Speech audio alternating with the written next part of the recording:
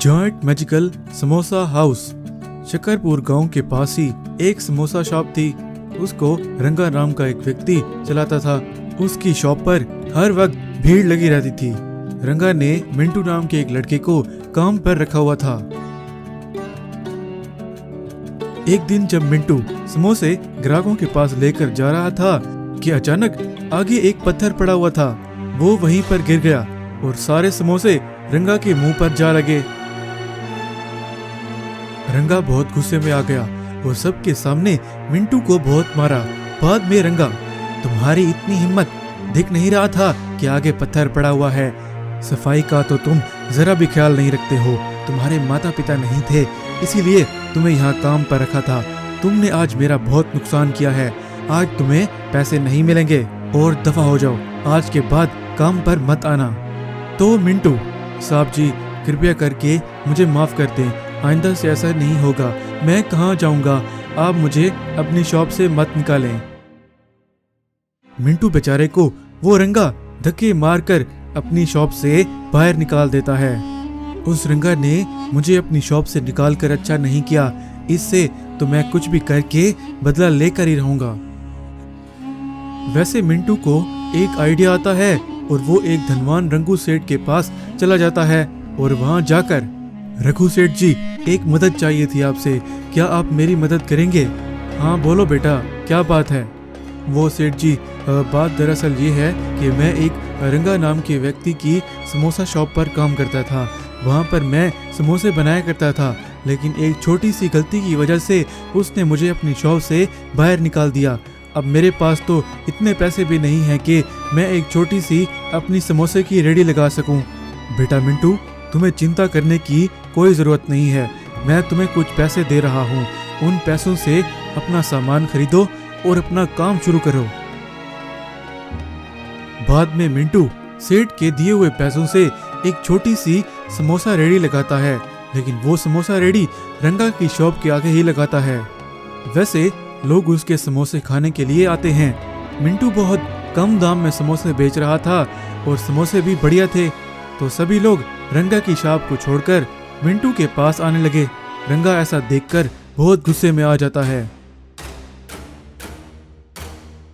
ओए, ये क्या मजाक है? मैंने तुम्हें काम से निकाल दिया, इसलिए तुम मुझसे बदला लेने के लिए यहाँ पर अपनी गाड़ी लगा दी।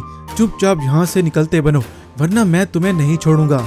देखिए, मेरी तो एक छोटी सी समोसा शॉप है, आपकी शॉप तो बहुत बड़ी है। जिन लोगों ने आपके पास आना होगा वो आपके पास ही आएंगे, और मेरे पास जिन लोगों ने आना होगा वो मेरे पास आएंगे। लगता है तुम्हें मेरी बात की समझ नहीं आ रही है। तुम्हें मैं अभी बताता हूँ कि मैं क्या चीज़ हूँ। कुछ टाइम के बाद वहाँ पर गुंडे आकर उसकी गाड़ी को तोड़ देते हैं और पड़ा सारा सामान फेंक देते हैं। और अगर यहाँ पर दोबारा नजर भी आए तो तुम्हारा भी यही हाल होगा, समझे?